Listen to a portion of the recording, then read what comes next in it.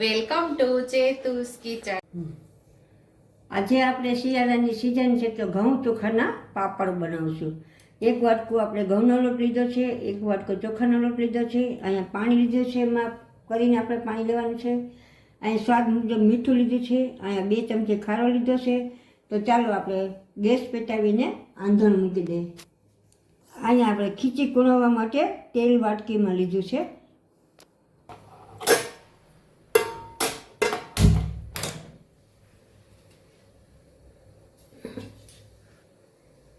તો અહીંયા આપણે પાણીનો માપ કરશું.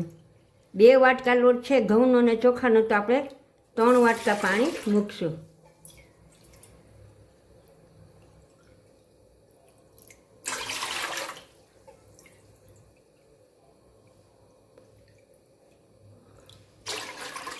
પછી તમને ખીચી હલાવ્યા પછી એવું લાગે કે કઠણ છે તો ગરમ પાણી નાખીને ઢીલી કરી શકો, અથવા ઢીલી થઈ હોય તો તમે થોડોક લોટ ચોખાનું છાંટીને પણ કઠણ કરી શકો.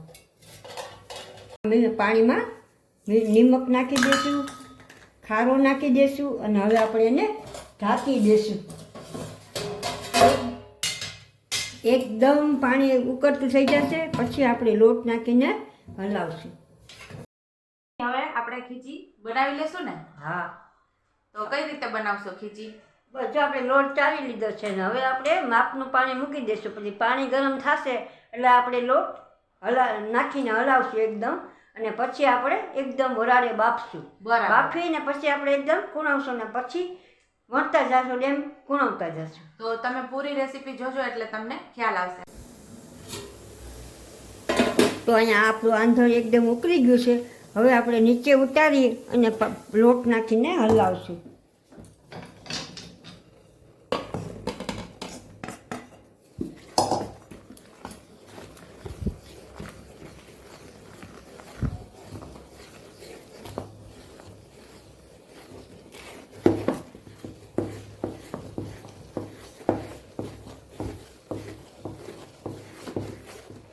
એકદમ આપણે હલાવશું ને એટલે એક ચણી નહીં પડે.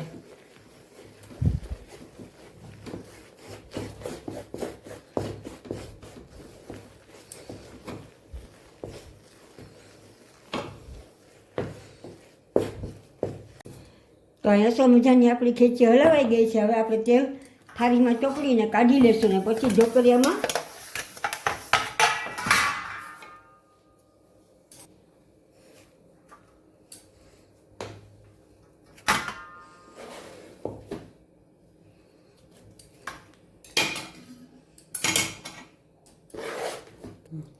તો તૈયાર થઈ ગઈ છે અહીંયા આપણી ખીચી.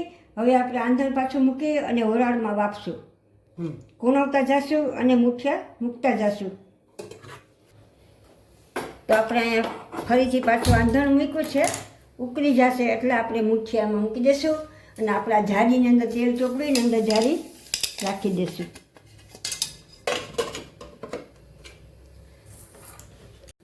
હવે આપણે આવી રીતે મોહરતા જશું અને કૂણવતા જશું અને પછી આપણે મૂઠિયા બધા વારીને મૂકી દઈશું. થોડી ગરમ છે એટલે ધગે તમે શેક થઈ જાય પછી રાખો તો હાલે, કારણ કે બાફવાની છે એટલે ગરમ થવાની છે. આવી રીતે આપણે બધા મૂઠિયા બનાવવાની છે.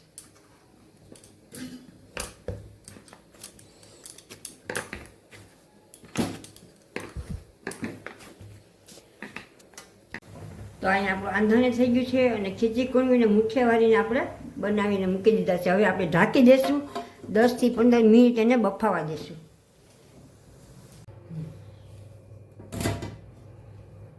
તો 10-15 મિનિટ આપણે બાફવા મૂકી દઈએ. અસલ આપણું બફાઈ ગઈ છે ખીચી, હાઈ કલર જરાય હાથમાં ચોટતી નથી.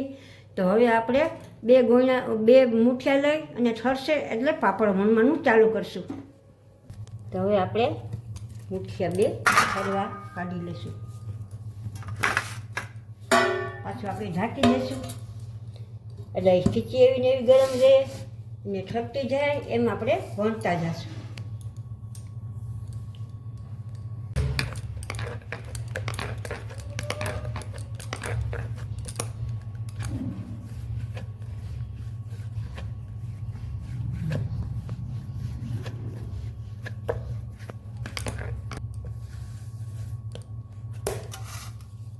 આવી રીતે આપણે પાટલામાં અને વેણણામાં તેલ ચોપડીને હવે આપણે પાપડ વણશું.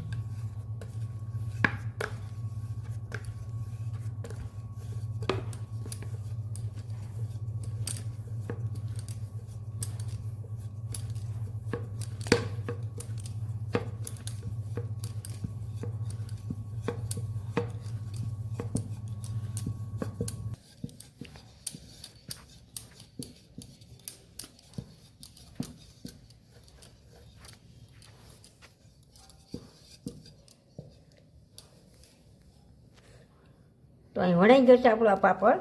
હવે આપણે જમીએ ઉઠલાવીને આપણે વેણણા ઉપર લઈને આપણે અંદર જ સુકાવવાના છે.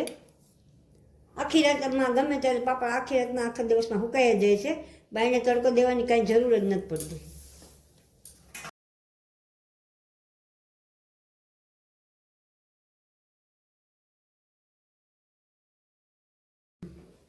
તો તૈયાર છે અહીં આપણા ખીચડીના પાપડ.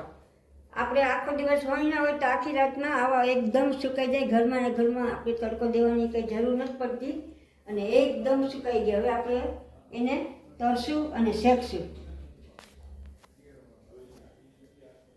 હવે આપણે અહીંયા તેલ મૂકી દીધું છે. એમાં 2 પાપડ આપણે તળશું અને 2 પાપડ શેકશું.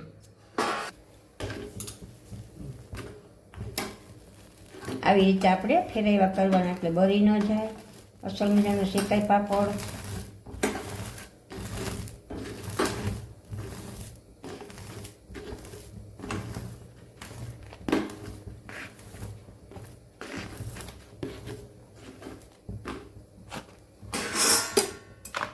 આવી રીતે આપણે બીજો પાપડ શેકી લઈશું. આપણું તેલ ગરમ થઈ ગયું છે તો હવે આપણે 2 પાપડને તળી લઈશું. મસ્તીના જો આપણો પાપડ એકદમ સરસ મજાનો તળાઈ ગયો છે. નાયખા ભેગો કાઢી લેવાનો, નકર બળી જવાની બીક લાગે. એવી જ રીતે આપણા બીજો પાપડ પણ તળી લેશું.